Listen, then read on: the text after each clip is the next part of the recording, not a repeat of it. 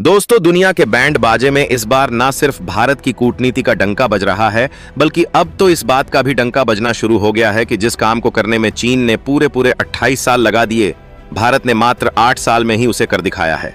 यकीन मानिए दोस्तों, यह डंका बज रहा है भारत के गोल्ड रिजर्व और फॉरेक्स रिजर्व को लेकर,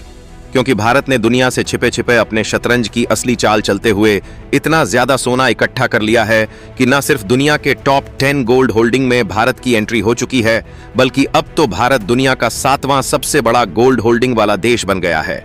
और दोस्तों, यह कोई किस्सा नहीं है, बल्कि आरबीआई की ऑफिशियल रिपोर्ट यह बात कह रही है।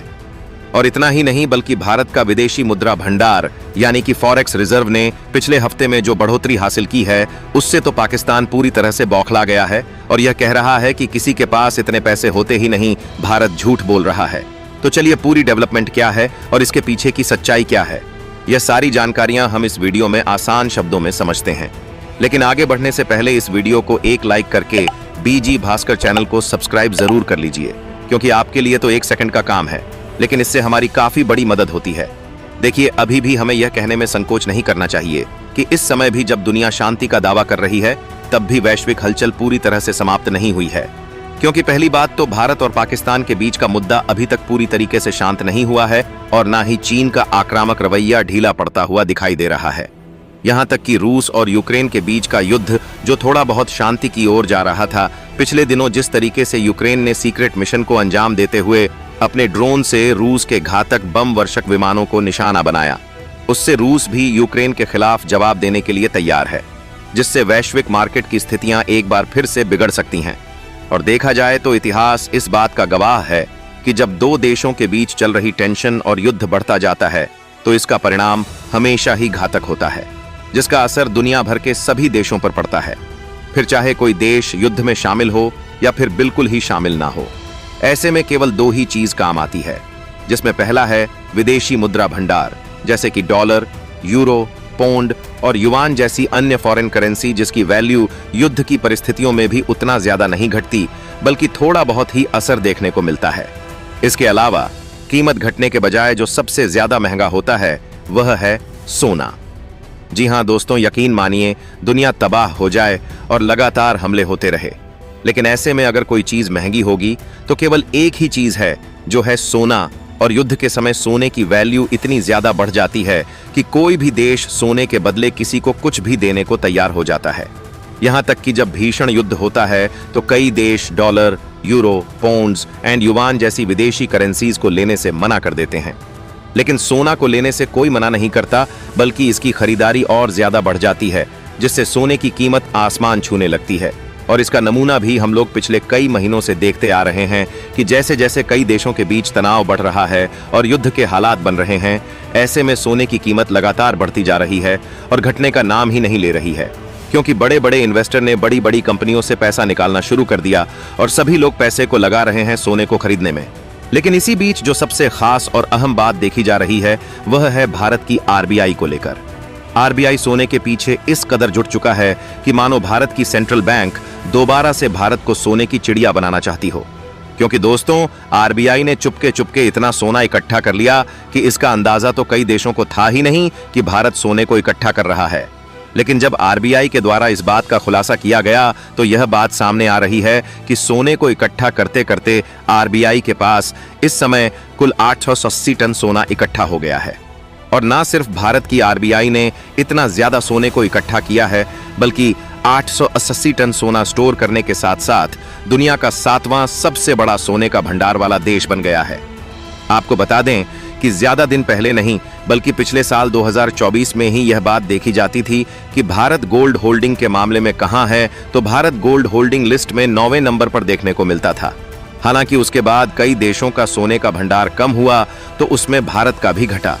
लेकिन भारत का गोल्ड रिजर्व उतना ज्यादा कम नहीं हुआ, इसलिए भारत, जो गोल्ड होल्डिंग के मामले में 9वां देश था, उसके बाद भारत की पोजीशन 8वें नंबर पर आ गई।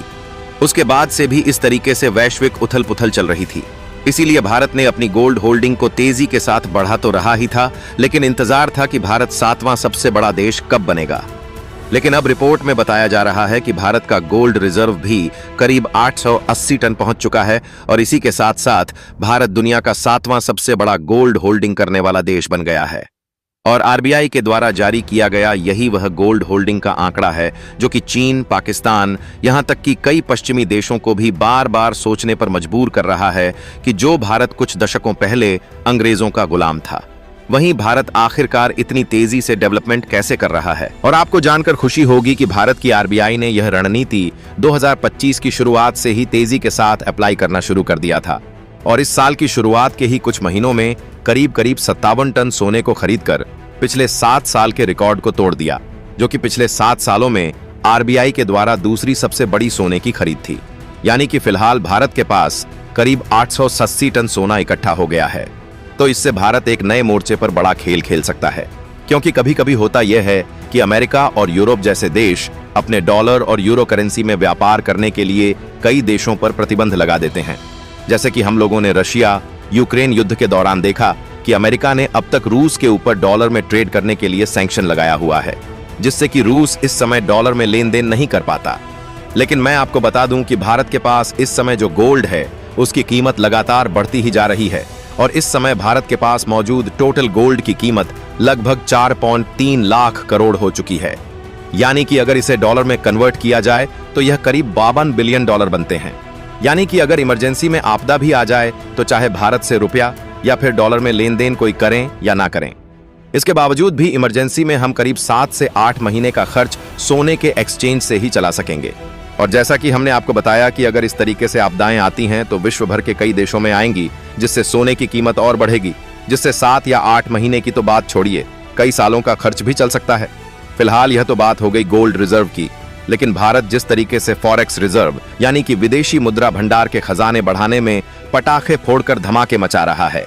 उससे तो पाकिस्तान चिल्ला चिल्ला कर कह रहा है कि भारत के पास इतने रुपए हो ही नहीं सकते, क्योंकि पिछले बीते हफ्ते में भारत के फॉरेक्स रिजर्व में करीब 7 बिलियन डॉलर की बढ़ोतरी हुई है,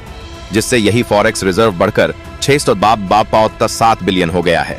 और आप भली भांत जानते हैं कि यह कितना बड़ा अमाउंट है, क्योंकि दुनिया में टोटल 150 देश ही हैं, लेकिन उनमें से करीब 150 देश तो ऐसे ही हैं जिनकी जीडीपी भी 643 बिलियन के आसपास नहीं आती। और ट्विटर पर तो इस बात की होड़ मची हुई है कि इस मामले में जिस काम को करने में चीन ने 28 साल लगा दिया, उसे भारत ने मात्र 8 साल में ही कर दिखाया।